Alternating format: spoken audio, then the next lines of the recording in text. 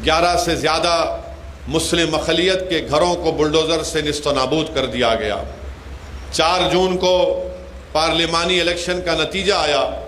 اس کے بعد سے میرے خیال سے اگر میں غلط نہ کہوں تو 14 سے 15 مسلمانوں کی ماب لنچنگ کے ذریعے ان کی موت واقعے میں ہوئی ہے۔ ہماچل پردیش میں کانگریس کی حکومت ہے تو وہاں پر ایک مسلمان جو کپڑے کا کاروبار کرتا ہے، اس نے بقرعید میں بھینس کی قربانی دی، تو بی جے پی کے یا ان کے چاہنے والوں نے سوشل میڈیا پر یہ ڈال دیا کہ اس مسلمان نے گائے کی قربانی دی، تو ہجوم اس کے دکان کے سامنے جمع ہوا اور اس کی دکان کو توڑ دیا گیا یا اس کے کپڑوں کی دکان کو لوٹ لیا گیا۔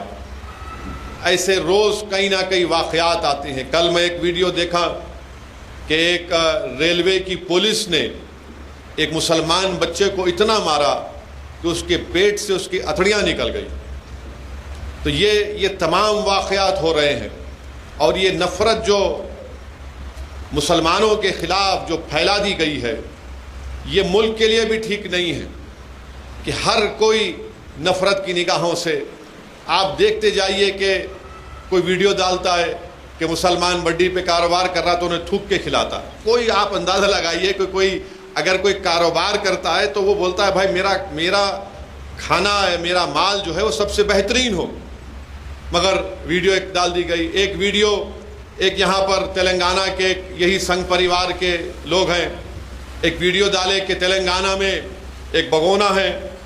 اس میں کیا بولتے آپ، وہ آدمی تیل ڈال رہا ہے یا کچھ ڈال رہا ہے تو بولے نہیں پیشاب کر رہا۔ وہ ویڈیو ڈالے تو میں ماجد حسین کو بولا کہ ماجد حسین جا کر پھر پولیس میں کمپلین کی، ایف آئی آر ہوا، تو اس کے بعد وہ ویڈیو ہٹ گیا۔ بہرحال ہر طرح سے یہ کوششیں کی جا رہی ہیں کہ کسی نہ کسی طرح سے یہ نفرت کے ایک ماحول کو اور مضبوط کیا جائے۔ ہماری کوشش یہ ہونی چاہیے کہ ہم سب سے پہلے اپنے حوصلوں کو بلند رکھیں، ہم بزدلی کو اپنے قریب آنے نہ دیں، اور ہم قانون کا استعمال کرتے ہوئے اس طرح کی طاقتوں سے ہم کو مقابلہ کرنا ہے۔ اور ساتھ ہی ساتھ میں آپ سے عرض کر رہا ہوں کہ بھارت کے مسلمانوں کو یہ بات سوچنا پڑے گا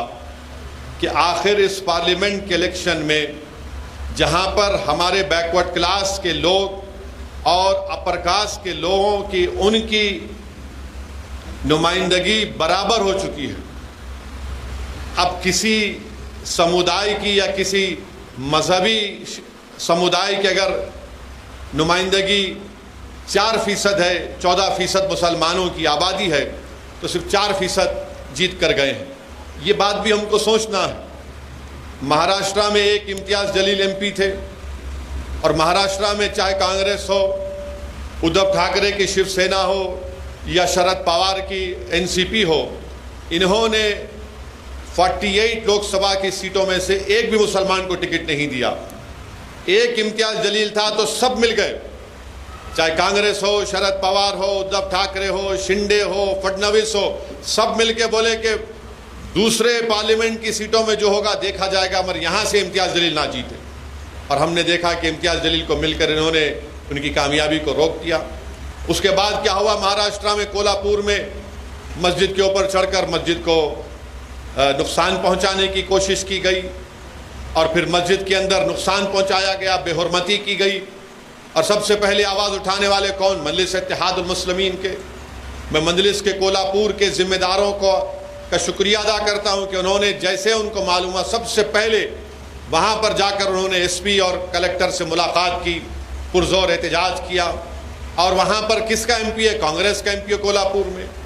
اخباری رپورٹ یہ کہتے ہیں کہ انہی کے قریبی لوگوں نے وہاں پر یہ حرکت کی، اس مسجد کے قریب جو